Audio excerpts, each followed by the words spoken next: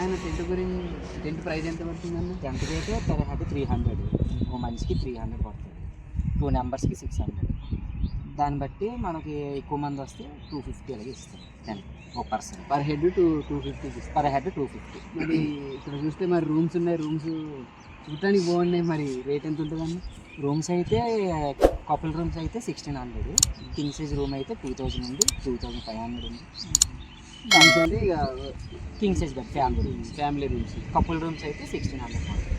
ఇక్కడ నుంచి కొంచెం దగ్గరలో మంచి మంచి ప్లేసులు ఏమైనా ఉన్నాయి? కొంచెం చాపరాయి ఒకటి ఉంది, ఇక్కడ నుంచి మళ్ళీ కట్కి వాటర్ ఫాల్స్, బొర్రా కేవ్స్. ఇక్కడైతే మనకి దగ్గరలో చాపరాయి 4 km వస్తుంది. చాపరాయి 4 kilometers ఉంది.